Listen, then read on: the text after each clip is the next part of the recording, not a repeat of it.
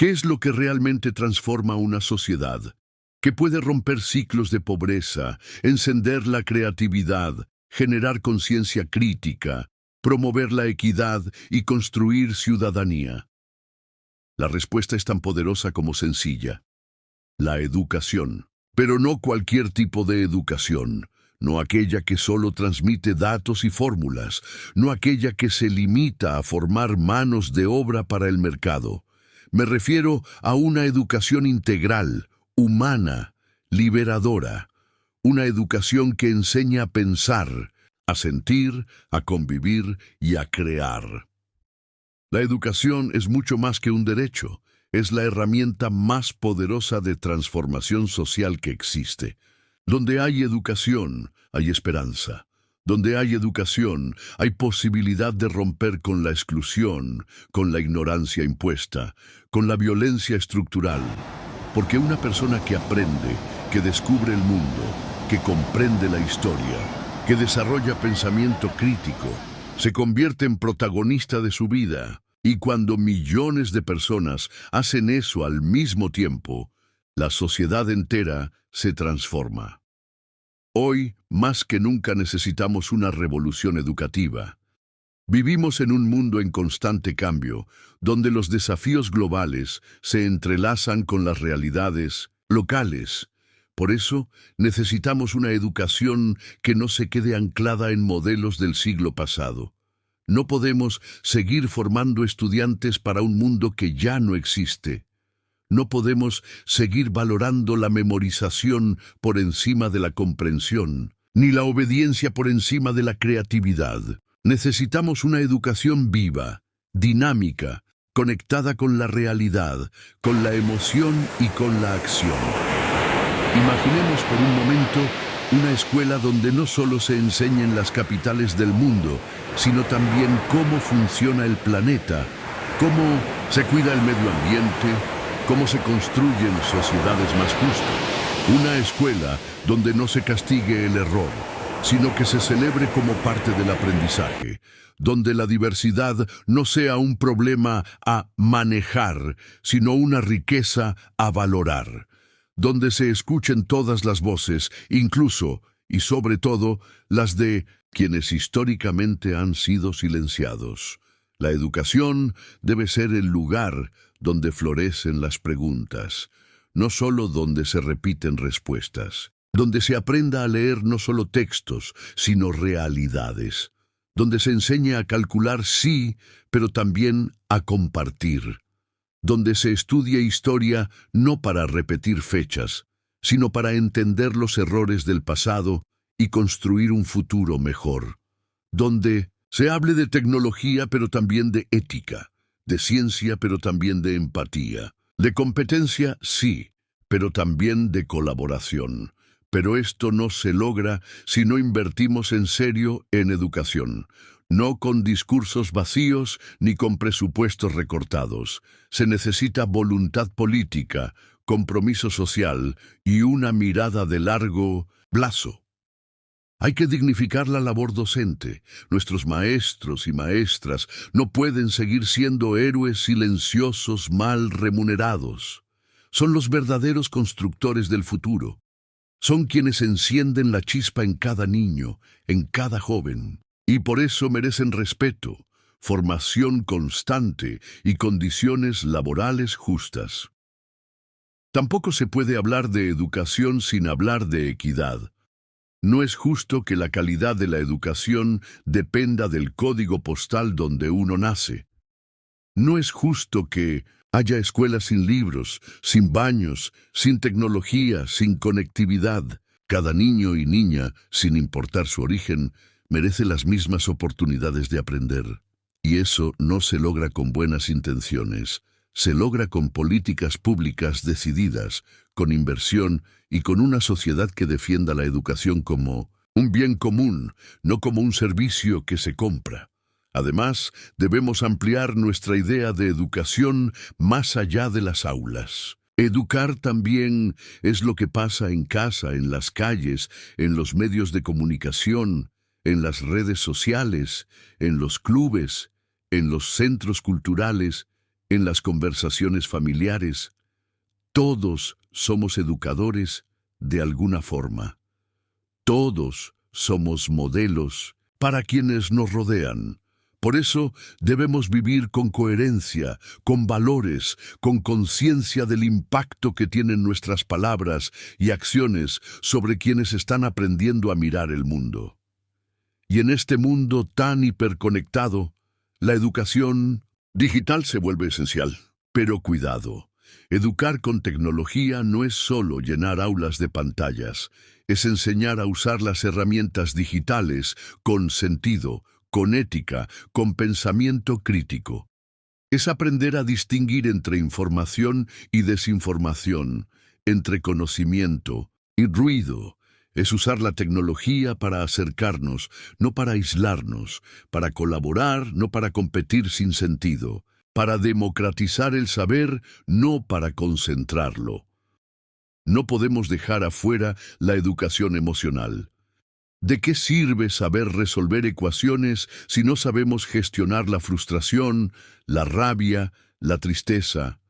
¿De qué sirve hablar varios idiomas si no sabemos comunicarnos con respeto, con empatía, con humanidad? Educar el corazón es tan importante como educar la mente. No hay verdadera inteligencia sin inteligencia emocional. No hay paz social sin habilidades para la convivencia. Y por supuesto, la educación también debe ser política, no partidaria, sino política en el mejor sentido. Formar ciudadanos que entiendan el poder de su voz, que participen, que cuestionen, que propongan, que se organicen, que luchen por un mundo más justo. Una educación que no domestique, sino que libere, que no adoctrine, sino que inspire, que no imponga, sino que dialogue. Porque la democracia se aprende y se practica, y una sociedad más democrática solo es posible si está formada por personas educadas para pensar con autonomía y actuar con responsabilidad. Entonces, ¿por qué insistimos tanto en la educación? Porque es la raíz del cambio. Porque sin educación no hay salud que dure, ni economía que funcione, ni justicia que se sostenga. Porque sin educación no hay futuro. O mejor dicho, el futuro que habría sería profundamente desigual, injusto y deshumanizado. Hoy, más que nunca, necesitamos levantar la bandera de la educación como prioridad absoluta, como causa común, como sueño compartido, como motor de esperanza. Y tú, y yo, y todos nosotros, podemos ser parte de ese cambio, porque cada palabra que digamos, cada libro que compartamos, cada pregunta que respetemos, cada joven al que escuchemos con atención, es una semilla. Y cuando sembramos educación, cosechamos libertad, dignidad y futuro. Lo que estamos experimentando no es simplemente una etapa más, es un punto de inflexión. Un cruce de caminos, un instante en el que nuestras decisiones, nuestras prioridades y nuestra conciencia colectiva definirán el rumbo no solo de nuestras vidas, sino de las futuras generaciones. Vivimos en un momento crucial. Esa frase puede parecer usada en exceso, pero pocas veces ha sido tan cierta y tan urgente. El presente está marcado por desafíos que parecen inmensos, algunos incluso aterradores. Basta con leer un titular de noticias o mirar a nuestro alrededor para darnos cuenta. Crisis climática, pandemias, conflictos armados, desplazamientos masivos de personas, pérdida de biodiversidad, automatización del empleo, desigualdad económica, crisis de salud mental, desconfianza institucional, polarización política. La lista podría seguir. No hay región, país ni comunidad que esté exenta de estas tensiones. No se trata solo de un problema de los demás, es un llamado para todos nosotros. Pero aquí está la paradoja, y también la luz de esperanza.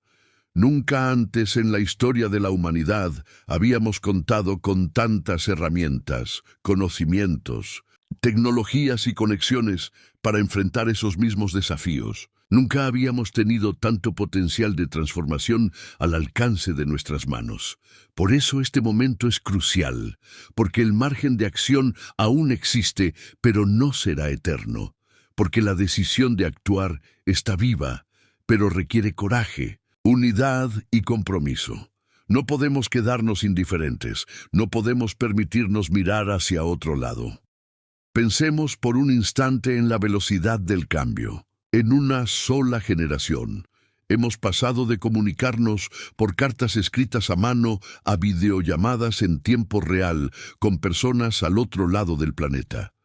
De almacenar conocimientos en enciclopedias impresas a tener acceso ilimitado a información con solo deslizar un dedo. Esta revolución tecnológica, aunque asombrosa, también ha traído desafíos éticos, sociales y ambientales. ¿Cómo usamos esa tecnología?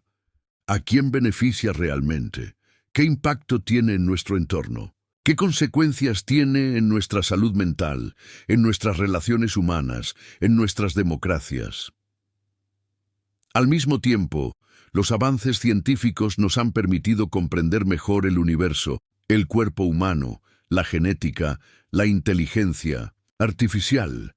Hemos erradicado enfermedades, explorado el espacio, desarrollado energías limpias, cultivado alimentos en condiciones impensadas. Sin embargo, la brecha entre quienes tienen acceso a estos avances y quienes no sigue creciendo. ¿Cómo es posible que en el siglo XXI millones de personas aún no tengan acceso a agua potable, educación básica o servicios de salud mínimos?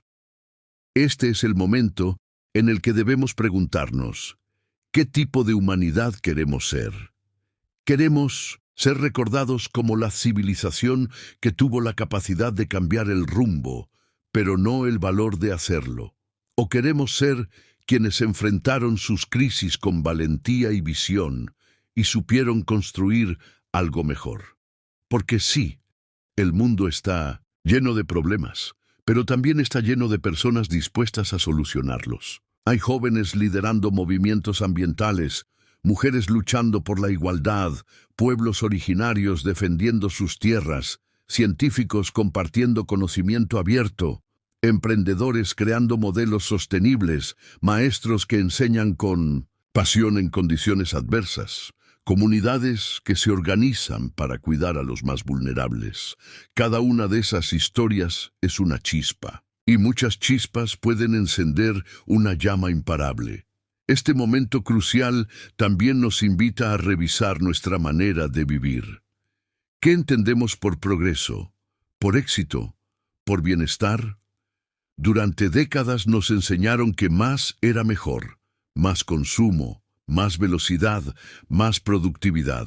Pero estamos descubriendo que ese más muchas veces nos ha dejado vacíos, que el verdadero progreso tal vez esté en vivir más despacio, en valorar lo simple, en reconectarnos con la naturaleza, en reconstruir nuestras comunidades, en escuchar más y gritar menos.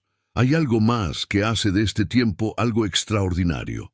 Por primera vez, millones de personas de diferentes culturas, idiomas y contextos pueden comunicarse entre sí. Las redes sociales, a pesar de sus riesgos y distorsiones, nos han permitido visibilizar realidades que antes permanecían ocultas. Hoy sabemos lo que pasa al otro lado del mundo en tiempo real. Hoy podemos movilizarnos por causas globales. Hoy una idea puede cruzar fronteras y encender conciencias en todos los continentes. Eso no tiene precedentes. Es una oportunidad que no podemos desperdiciar, pero también implica responsabilidad. No basta con estar informados, no basta con indignarse un rato en Internet. Necesitamos pasar de la reacción a la acción. Necesitamos transformar la conciencia en compromiso y el compromiso en políticas, en proyectos, en acciones concretas, en estilos de vida distintos. Este momento nos exige coherencia entre lo que decimos y lo que hacemos. Nos exige elegir cada día entre la comodidad y la justicia, entre la indiferencia y la solidaridad.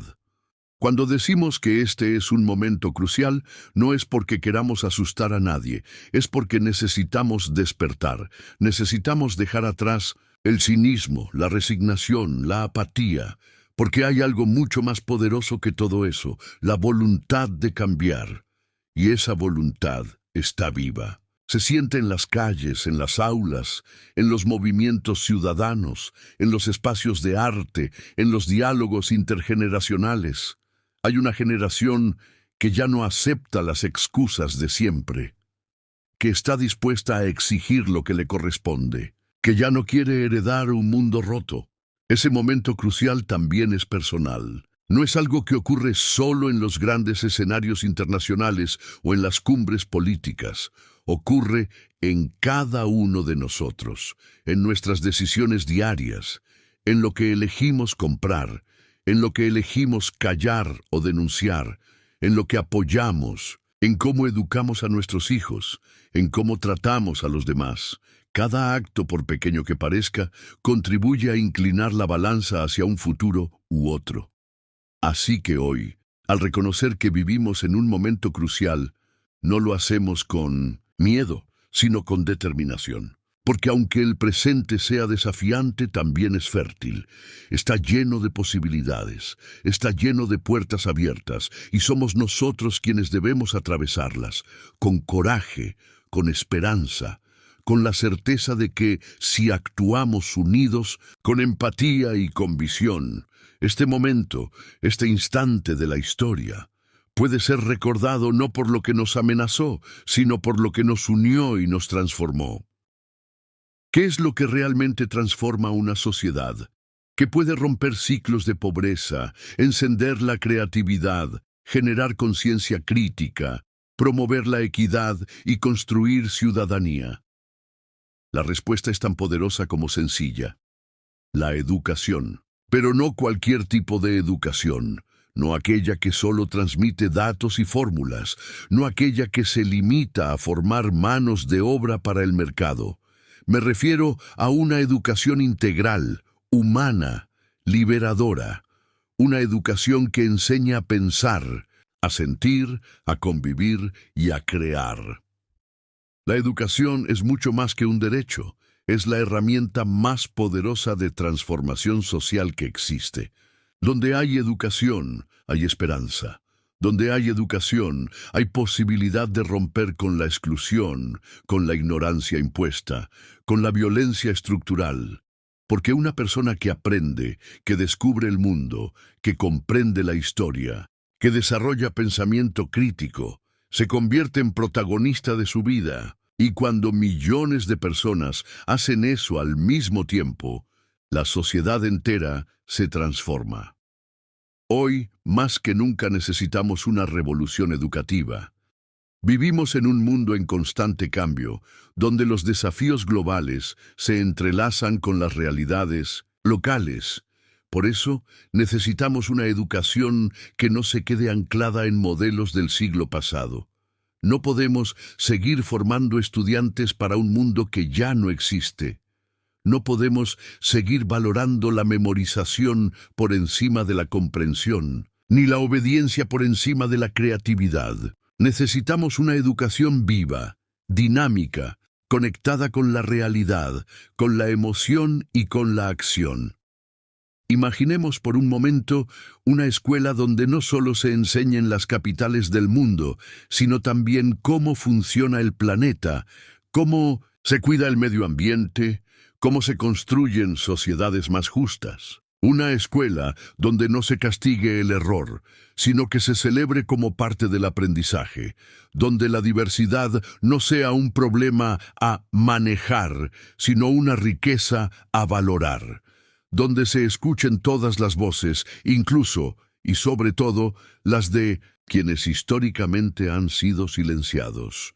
La educación debe ser el lugar donde florecen las preguntas, no solo donde se repiten respuestas, donde se aprenda a leer no solo textos, sino realidades, donde se enseñe a calcular sí, pero también a compartir, donde se estudia historia no para repetir fechas, sino para entender los errores del pasado y construir un futuro mejor, donde se hable de tecnología pero también de ética, de ciencia pero también de empatía, de competencia sí, pero también de colaboración.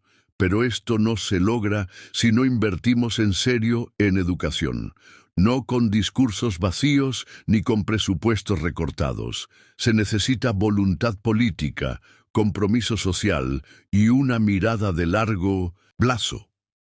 Hay que dignificar la labor docente. Nuestros maestros y maestras no pueden seguir siendo héroes silenciosos mal remunerados. Son los verdaderos constructores del futuro. Son quienes encienden la chispa en cada niño, en cada joven. Y por eso merecen respeto, formación constante y condiciones laborales justas. Tampoco se puede hablar de educación sin hablar de equidad. No es justo que la calidad de la educación dependa del código postal donde uno nace. No es justo que haya escuelas sin libros, sin baños, sin tecnología, sin conectividad. Cada niño y niña, sin importar su origen, merece las mismas oportunidades de aprender. Y eso no se logra con buenas intenciones. Se logra con políticas públicas decididas, con inversión y con una sociedad que defienda la educación como un bien común, no como un servicio que se compra. Además, debemos ampliar nuestra idea de educación más allá de las aulas. Educar también es lo que pasa en casa, en las calles, en los medios de comunicación, en las redes sociales, en los clubes, en los centros culturales, en las conversaciones familiares. Todos somos educadores de alguna forma. Todos somos modelos para quienes nos rodean. Por eso debemos vivir con coherencia, con valores, con conciencia del impacto que tienen nuestras palabras y acciones sobre quienes están aprendiendo a mirar el mundo. Y en este mundo tan hiperconectado, la educación digital se vuelve esencial. Pero cuidado, educar con tecnología no es solo llenar aulas de pantallas, es enseñar a usar las herramientas digitales con sentido, con ética, con pensamiento crítico. Es aprender a distinguir entre información y desinformación, entre conocimiento y ruido. Es usar la tecnología para acercarnos, no para aislarnos, para colaborar, no para competir sin sentido, para democratizar el saber, no para concentrarlo. No podemos dejar afuera la educación emocional. ¿De qué sirve saber resolver ecuaciones si no sabemos gestionar la frustración, la rabia, la tristeza? ¿De qué sirve hablar varios idiomas si no sabemos comunicarnos con respeto, con empatía, con humanidad? Educar el corazón es tan importante como educar la mente. No hay verdadera inteligencia sin inteligencia emocional. No hay paz social sin habilidades para la convivencia. Y por supuesto, la educación también debe ser política, no partidaria, sino política en el mejor sentido, formar ciudadanos que entiendan el poder de su voz, que participen, que cuestionen, que propongan, que se organicen, que luchen por un mundo más justo, una educación que no domestique, sino que libere, que no adoctrine, sino que inspire, que no imponga, sino que dialogue, porque la democracia se aprende y se practica, y una sociedad más democrática solo es posible si está formada por personas educadas para pensar con autonomía y actuar con responsabilidad. Entonces, ¿por qué insistimos tanto en la educación? Porque es la raíz del cambio. Porque sin educación no hay salud que dure, ni economía que funcione, ni justicia que se sostenga. Porque sin educación no hay futuro. O mejor dicho, el futuro que habría sería profundamente desigual, injusto y deshumanizado. Hoy, más que nunca, necesitamos levantar la bandera de la educación como prioridad absoluta, como causa común, como sueño compartido, como motor de esperanza. Y tú, y yo, y todos nosotros podemos ser parte de ese cambio. Porque cada palabra que digamos, cada libro que compartamos, cada pregunta que respetemos, cada joven al que escuchemos con atención, es una semilla. Y cuando sembramos educación, cosechamos libertad, dignidad y futuro. Queridas y queridos oyentes, hoy quiero hablar de algo tan esencial como el aire que respiramos, tan íntimo como nuestro propio cuerpo, y tan determinante como cualquier política pública: la salud. Porque hablar de salud es hablar de dignidad, de justicia, de humanidad. No es solo un tema médico o técnico, es un tema profundamente ético y político. La salud no puede seguir siendo un privilegio reservado para quienes pueden pagarla.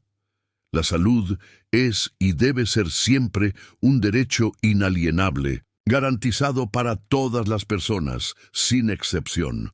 Durante mucho tiempo se nos ha hecho creer que la salud es una cuestión individual, que depende solo de nuestras decisiones personales, de nuestros hábitos, de nuestro autocuidado.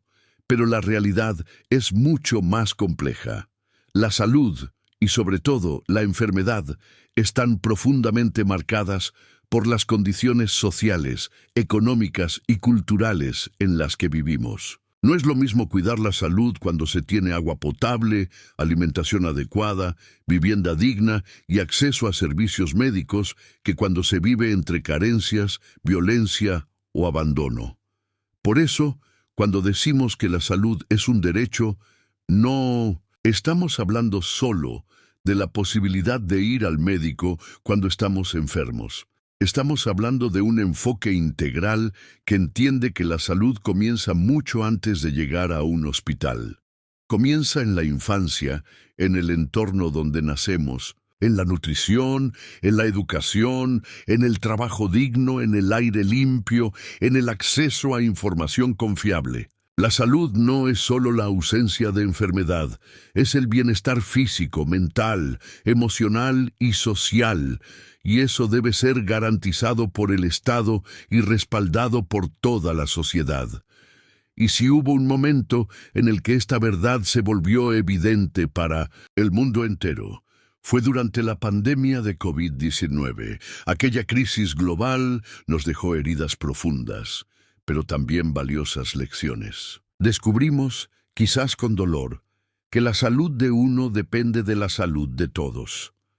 Que el virus no distinguía clases sociales, aunque sí las consecuencias de su impacto.